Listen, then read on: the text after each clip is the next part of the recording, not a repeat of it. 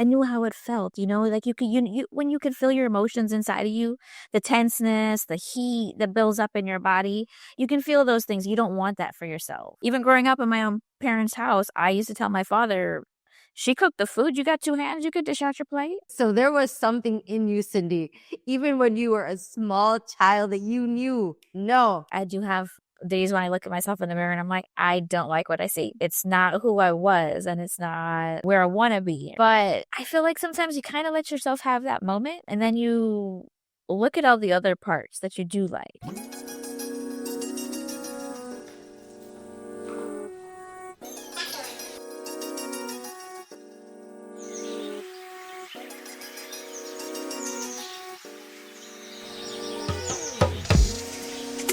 Welcome to The Narrative, a podcast of untold stories, a place where silence is broken, secrets are unearthed, and stories find their voice. I'm Dr. Crystal Ann England, therapist, storyteller, and your guide for healing through truth. From intergenerational wisdom to identity, race, purpose, and power, this is a sacred space for the stories we were never taught to tell, but always needed to hear. Because healing begins when our stories are spoken. Hello and welcome. My name is Dr. Crystal Ann England, and today I am so excited. I have an amazing, incredible guest with me, mother of 2 and the creative force behind Cincity Style Edition, a lifestyle platform where she shares her passion for fashion, motherhood, mental health, and life over 40. As the eldest sister in her family, she brings a natural sense of leadership and care into her work, encouraging women to show up for themselves with confidence, grace, and a touch of Caribbean flair. I have with me Cindy. Hi, guys. Thank you for having me. I'm excited. This is my first podcast ever. Yay! Awesome, Cindy. So let's jump right on into the question because I'm so curious. Cindy, where did you grow up? I was born in New York City and then we moved to Miami when I was about 8. So I grew up mostly Miami. So I'm a Miami girl. I've lived in a few different places, but Miami is home. So you are like one of my Guyanese family. You are Guyanese and Trini, right? Is that right? Well, I'm Guyanese. My husband is Trini, so we are half and half. So you claim the Trininess, right? Because it's I claim it, yeah. Because since I was in high school, all my friends were Trini. Like I couldn't get away from it, so here I am. Yes. So wait. So how did you and your husband meet? Did he come over as well, or tell me? He was also born in New York, and his family moved here in, I guess, maybe a couple years before I did. But they moved to Broward, and my family was in Miami. We didn't meet till we were like, I was a teenager, but we met through a mutual friend of his, and I kind of pursued him.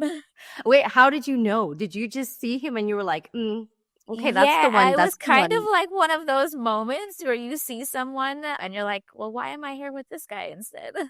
And that is the actual thought that went through my mind. Yeah, that is the actual thought. I was sitting next to the guy I was with, and my now husband walked through the door, where it was actually his back patio of his parents' house. And he walked out the patio door, and I was thinking to myself, why am I here with this guy? When he just walked through the door. But prior to that, years before that, we had crossed paths at a club and he said he had seen me, but I didn't know that he had seen me. So there's a backstory too behind that as well.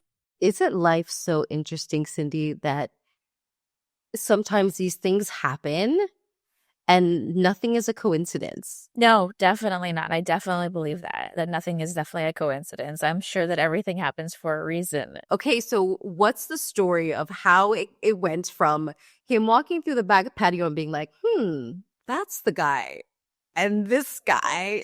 He wasn't in a place where we could date at the time. Like, he was getting over something, and I was also pretty young at the time, and it wasn't our time and place at that time. So we kind of went our separate ways. We kind of we were friends. We say friends. I ended up dating someone else, getting married and all that stuff, then getting divorced.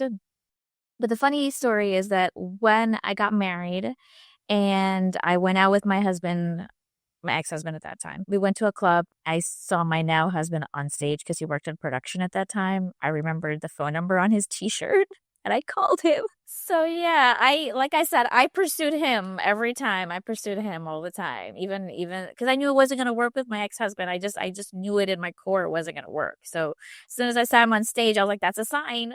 How interesting, again, like for your paths to cross even after all that time had passed, right? It's very true, yeah. Because we both had thought we were going to go separate ways. Even he thought that he had kind of like lost me in a sense because I got married. When something that I always say, and this is very controversial, people get very upset with me about this, is that I don't believe that people should be married before 30, especially women. Because I always say, like, the first husband will probably be the first divorce. Definitely. Women, we should really wait. I agree with that. Until we are after 30 to even consider marriage, because the person we would choose. That first marriage for me was 24. Yeah. And that kind of proves your point in a sense. But what was it that you felt that was like, this is not it for me? Like, this is not. We were both young. He was verbally abusive. Then he got physically abusive. And I knew that I didn't want that for me because I didn't want to be in a relationship where I was going to feel like I was my mom all over again because I saw my mom go through something similar with my father. Domestic violence is normal in our culture, and it stopped with my mom and dad. But I also didn't want that for myself. I was like, I'm not going to get into a relationship with someone who's going to be verbally abusive to me and physically abusive to me. So I decided I didn't want that for myself. And that's when when we were here in Florida because we were living in Minnesota and we moved back to Florida when this happened.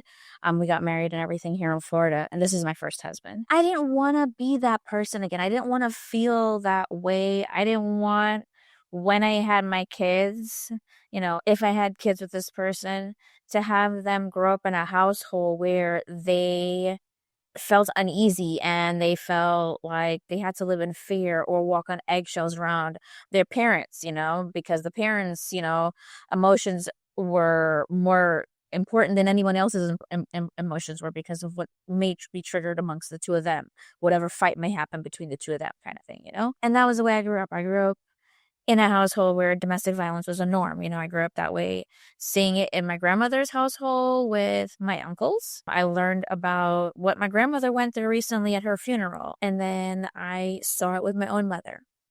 And I knew that it was a norm in our culture. I knew that West Indian culture, that's normal. I saw it in aunts that had to deal with it with uncles, and I've seen it severe and I've seen it, not so severe.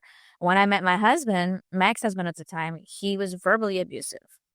I knew that his father had been physically abusive to his mother, but he had never been physically abusive to me. And then he became physically abusive to me. He got physical with me the first time at my father's mother's funeral. And then it got physical when we moved to Florida, when we moved back to Florida a couple of times. And the one time, which was the last straw for me, I was going to work, I was getting ready, and I put some perfume on, and he got mad that I put the perfume on.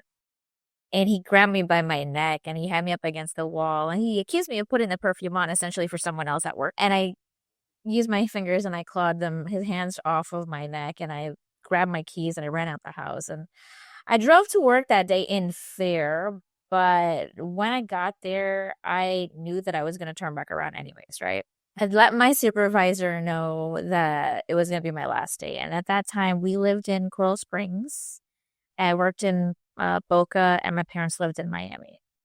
And I had left Coral Springs, went to Boca, told my supervisor, this would be my last day. There's some stuff going on in my life, I went back to where we lived, and I knew no one was going to be home at that time. I knew he was going to be gone. And we had a hamper, like the weird laundry hamper. I grabbed every piece of clothing that I own, and I dropped it in the hamper, and I threw it in the backseat of my car. And I remember driving on the Sawgrass Expressway to my parents' house, from Miami, because from Coral Springs to Miami. And I just kept looking back up in my rearview mirror and this, like, my heart was pounding because I felt like he was going to be following me. Although I knew he wasn't, because I knew he wasn't there, but I just had this fear that he was going to be following me.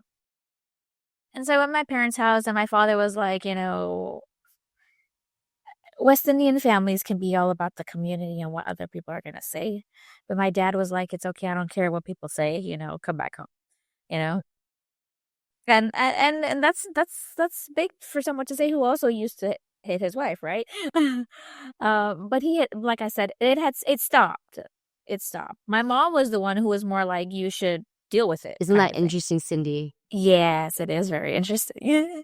As much as we don't like to acknowledge this, sometimes it's women who continue to perpetuate these ways that don't work for other women. And sometimes it's our own moms. And, 100%. I'm sure if we were to sit mommy down now, and say, do you see how this would have been maybe not the best idea to treat your daughter this way? Do you think that she may have handled it differently now? Or do you think that even now she still has the same perception? I think there's a part of her, because she hasn't dealt with her own trauma. She hasn't dealt with the trauma she lived through, and she hasn't dealt with the trauma that she saw as a child that her own mother lived through.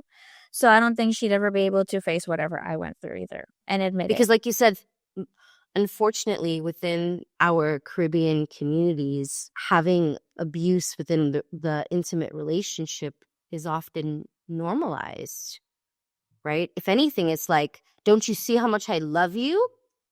That I love you this much, that I don't want another man to lord you.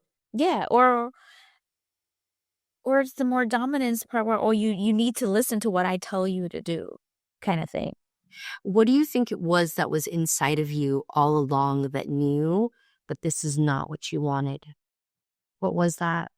I don't know. It had to be something since I was a child. It had to be something that burned inside of me since I was a child, because I remember seeing the violence with my uncles, like I said, in my grandmother's house, and knowing that's not what I wanted for me, because I knew how it felt, like when you could feel your emotions inside of you, the tenseness, the heat that builds up in your body, you can feel those things. You don't want that for yourself, because then you feel how it comes up in different parts of your life when you're not in those situations. I didn't like the way it made me feel, and then I saw it in my parents' relationship, and I didn't like the way it made me feel then. And my background is psychology. I went to school for that as well. So for me, I was always trying to figure out why is it this way? How can I fix it? What is the cause of it?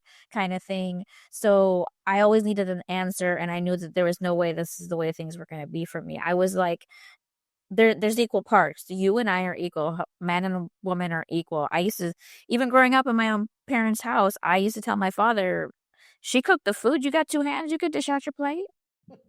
So there was something in you, Cindy, even when you were a small child, that you knew. No.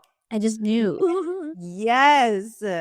And do you see now, fast forward to your life now, and you have your own kids, and do you see in your children this fire for justice, and do you see that within them too, or do you recognize that? I see it. I see it in my son, and I see it in my daughter, both in different ways. She's all about, that she has that female fire, she's got that. He is different in where he's more softer about his approach with how he tackles things and how he thinks. But I see it.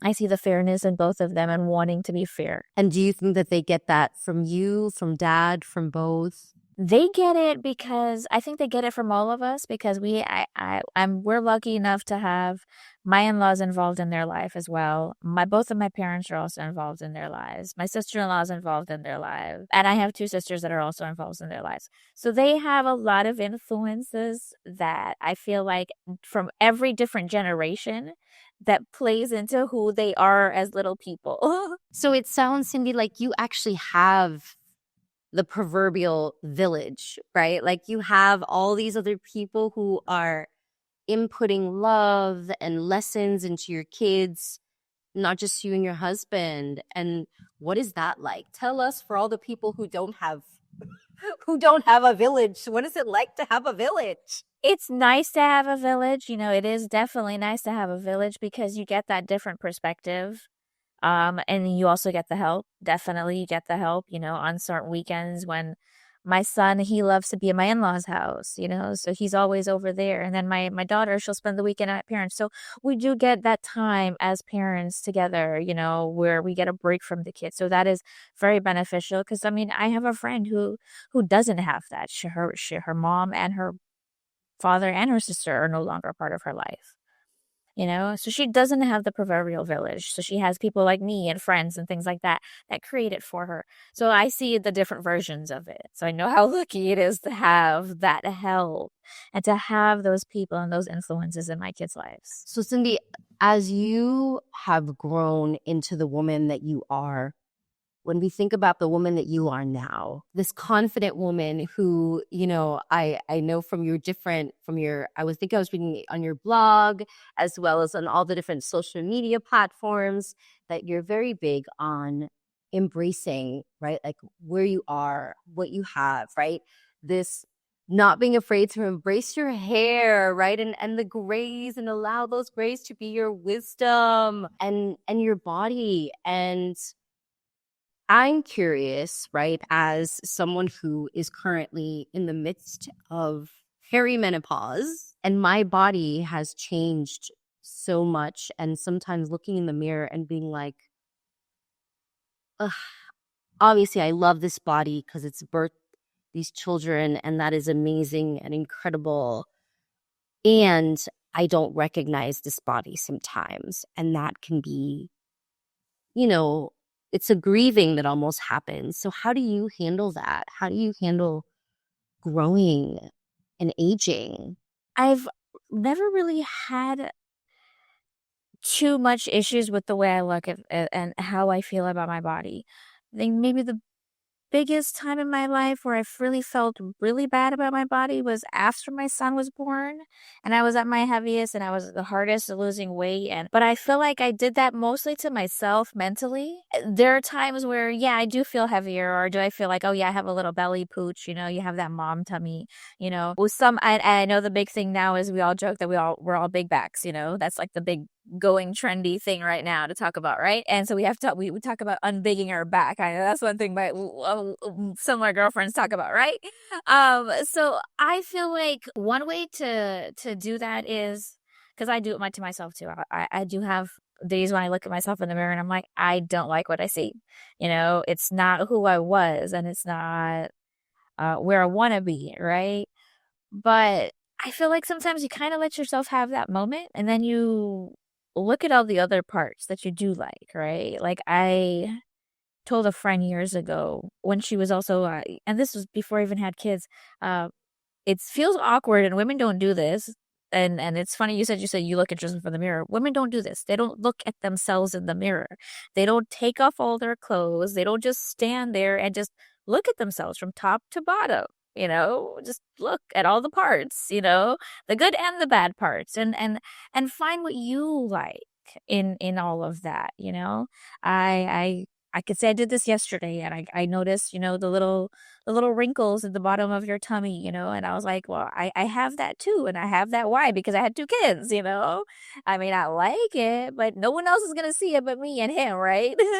So it's finding the pieces that you like about yourself when you look at yourself in the mirror. Do you think you've always been a confident person, Cindy? It sounds like you've always kind of had that confidence within you. The same way that you've always had that fire, it sounds like that confidence has kind of always carried you. It's been there, and it's been dissipated before. Like I said, with my ex-husband, he really did a number on me. He really walked all over my confidence. But my husband now, he doesn't do that. He's not that kind of man. My father was the kind of man that would try to break your confidence down. And I think he's also probably part of the reason why my confidence is also so strong, because he He tried to break it, with tough love, but I would fight it, I'd be like, that's not happening, I don't believe that about myself. Cindy, have you ever sat down with Dad now at this age and had conversations about those moments where he tried to break you down? We haven't recently had conversations, but we've had in-depth conversations about some of the things that's happened in the past. He sees me differently, I think, as a person. He does see me as someone that he can have a really in-depth conversation with about life and things like that. He sees me as a very strong person because he knows that I've overcome some of the things he's put me through too. And what about your siblings? I mean, anytime that I think of the eldest child, there's always a series of things that come with that. So what was it like for you to be the oldest? That relationship's funny because, being the eldest child, I'm 7 years older than my second sister, 10 years older than my youngest sister. So it's more of like a motherly figure. Almost, in a sense. Some of the things that I went through, they don't understand because they got a different version of my parents, They don't see some of they don't remember some of the things that I felt, and they don't feel or see it the way I see it, because again, like I said, they got a different version of the parent. I got the new parents, the brand new parents, learning as they went along kind of thing, and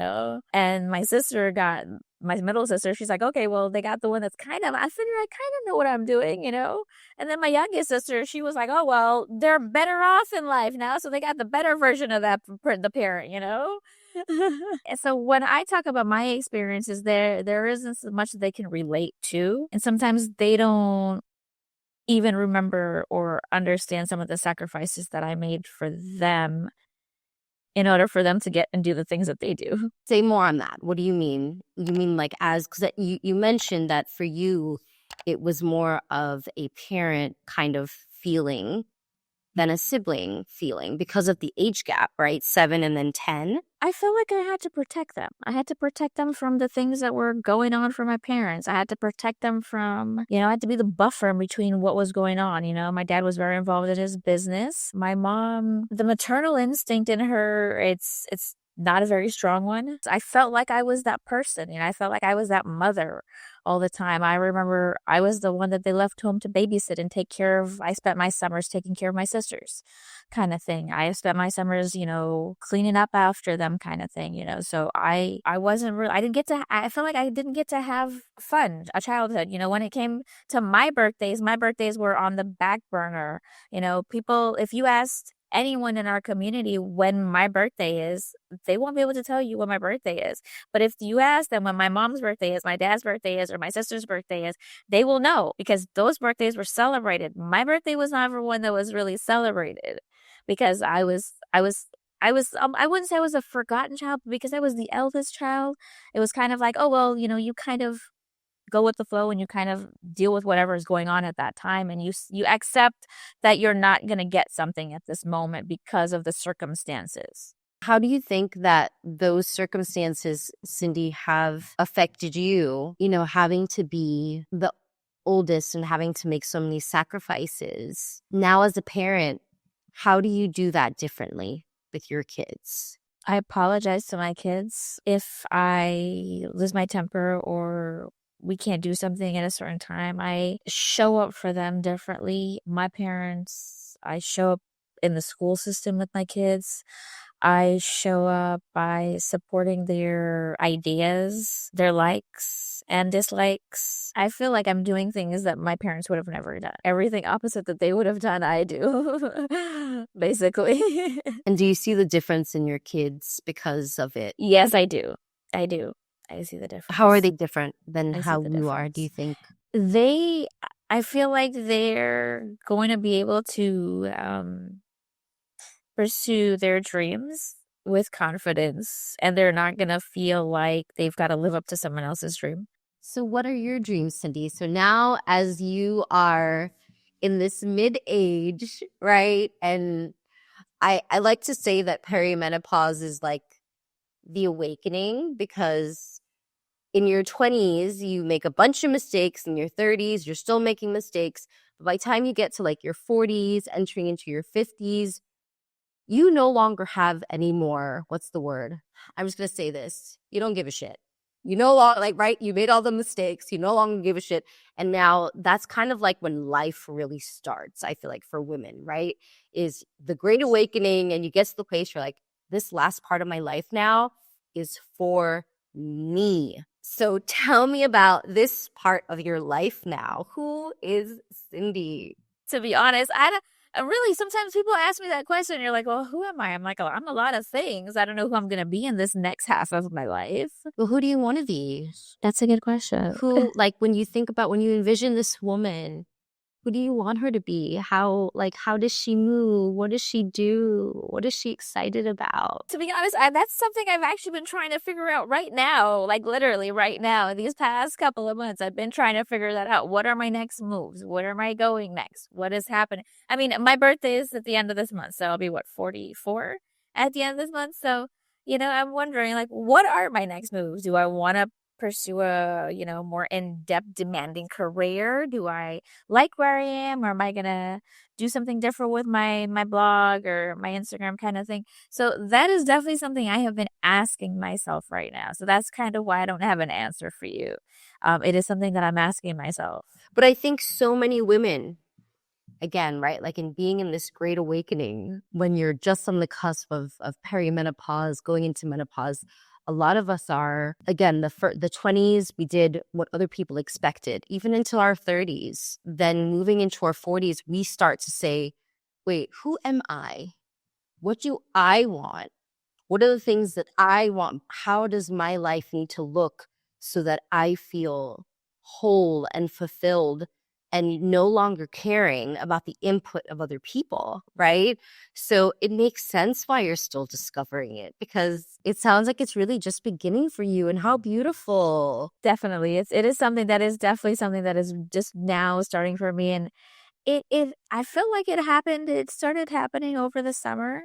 And then with the loss of my grandmother over the summer also, and seeing life a little bit differently, and learning things about her life also, you start wondering and asking yourself, well, what are your next moves? Well, who are you going to be in the next half of your life? And when I was a child, when I knew her, she was about the same age I am now, and there's certain things that I can do today that she couldn't do then, and so I'm grateful for that, but I'm like, well, what next?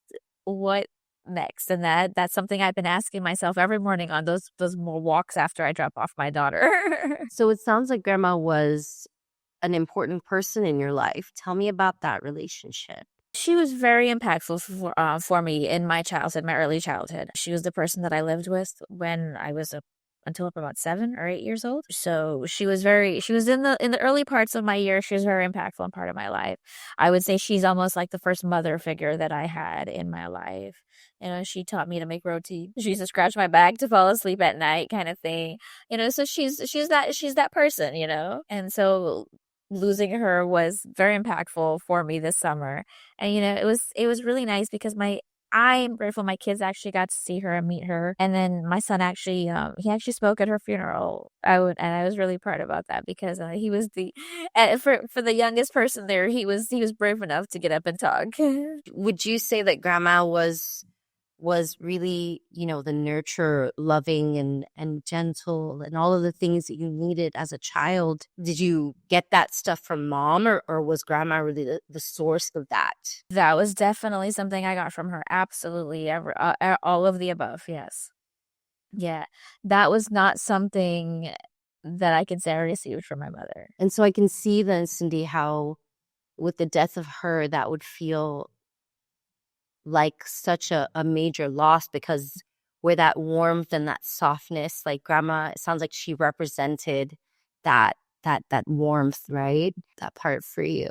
Yeah, for as many things that she, like she's a survivor. As many things as she went through, she still had that softness, the maternal instinct. She was still able to show you love, and teach you and joke with you and celebrate you, regardless of all the things that she had gone through in her own life. So now as we are moving through your story about, and I know this is like a grain of sand in the big scheme of your life, right? If we think of the beach, this is like one little piece of sand. There's so much more that we will probably never know about Cindy. But when you think about who you are and the woman that you are in this moment, what are some things you wish you would have known when you were younger that you wish you could have told your younger self? Not to be so influenced by some of the male voices in your life. Even though, I've been able to be confident and make certain decisions, tried to people please. I tried to please my dad. I tried to please, a husband at one point in time in my life. Even in my current relationship, there were times where I was like, you should have just listened to your damn self and not listened to, you know, the voice, the other voice, but you've learned, even though you know that you shouldn't be, listening to those voices, you learn how to pick up the pieces, I guess, or how to fix whatever it is that could have been if you had not listened to them. Cindy, what I hear you talking about is that voice of wisdom that each of us has inside, right? That when that voice of wisdom speaks, that discernment, right? To honor that voice, because sometimes you're right. We hear the voices of so many people outside, especially with that in our Caribbean community, the male voice is like the voice, right? Like daddy knows everything. Your husband knows everything. But the truth is there's so much wisdom within the female voice, within our own voice. And there are truths that we know that, okay, we may not have proof of it, but inside we know something is happening and we can say, no, I'm not going to do that thing. And then we don't listen because like the man is like, oh, well, you got to do this. And you do it.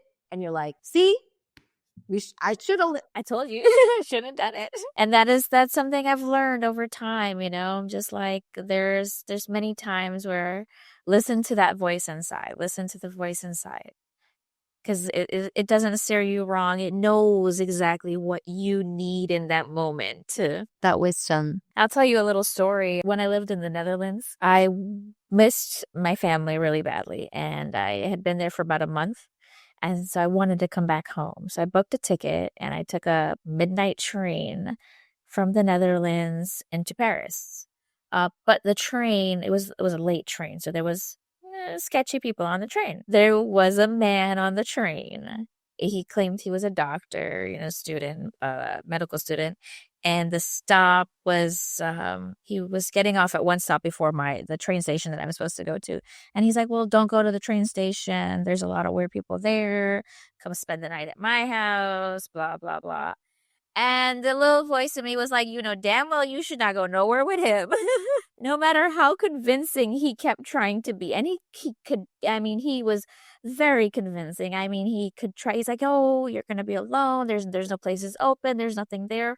I said, I'll take my chances. And I continued on to the train station and I ended up meeting another girl that was there. And she became a really good friend of mine. So I was glad that I did not go with him. So that's what I mean by listening to the voice inside. And can you imagine? Thank God, right? Like, thank God you did, because we would not want to be telling that story. Exactly. How beautiful that you end up meeting like a wonderful girlfriend that you probably still have to this day. Yeah, exactly. We still keep in touch. She no longer lives in the Netherlands. She went back home to Peru. I'm back home here in the States. And so we still keep in touch. And she has a family now. I have a family. And I would have never met her if I would have went home with him, right? Yeah. I think just as much as things can sometimes deter us from listening to that voice of wisdom, there's also, and over time, what ends up happening is then we no longer trust ourselves, right? Like, oh, I don't know if I can trust myself to make this decision. Let me ask daddy or let me ask mommy, like what their opinions are, because we've betrayed ourselves so many times. But the same way that you listen to your voice that particular time, right, on the train, it reminds us that, look, I do know how to take care of myself. I do know what's best for myself. And it's almost, how can I say, then it builds more confidence that, yes, I am capable. I do know that my voice is important and I have to honor that. So my other question for you is, when you think about what the purpose of your life has been so far, what do you think is your purpose? I think my purpose is to, I think, give myself the family that I always wanted. Mm-hmm. And I think I was able to do that. You know, I was able to give myself the little family, the love that I needed as a child. I was able to create that for myself. And I mean, I feel like, you know how sometimes some people are always like, they feel like they're chasing something, the next thing. I don't feel like I'm chasing the next thing. Because it's right there in your house. Like, you have it. Yeah, it's right here. It's what it's, you know, like, you know, when they say you're living the dream, you know, you're living the dream. Yeah, literally living it. I'm living one of my dreams, you know, as a child. You know, you wanted that stable household, a happy family. You know, everybody wants financial stability and all the other stuff. But if you ask me, yeah, I'm pretty content with the little family, and you know, that little girl inside of me is happy.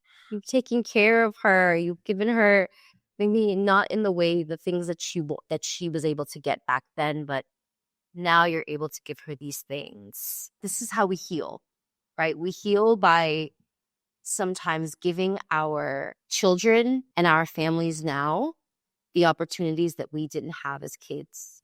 And there's something in there that our little girl is like, yay, thank you, right? Because of the things that we're able to give to our children, like an apology, like the understanding, right? And so as we wrap up now, Cindy, tell the people where they can find you, how they can connect with you. They can find me on Instagram at Cincity Style Edition. You can also find me on TikTok at Cincity Style Edition. I also have a blog, a website you can find at www.cincitystyleedition.com. You'll find stories about my day-to-day, some articles that I've written. Yeah, those are the only places you can find me right now. Amazing. Thank you, Cindy. This has been such a pleasure, and I am so grateful for you for coming on the podcast and sharing your story. And I know that so many people out there are going to be able to find beautiful little nuggets that resonate with them. And I appreciate you so much. So if this story has resonated with you, family, please go ahead and share it with another girlfriend, share it with your own family, you know, and of course, as always, you can like, you can subscribe, and you can follow Cindy and see all the amazing, incredible things that she is doing in and around South Florida. Thank you for having me. Of course. Thank you. Thank you for your time. This has been such a pleasure. Thank you, family. Again, this is The Narrative of Untold Stories podcast. And I appreciate you guys so much. Thank you.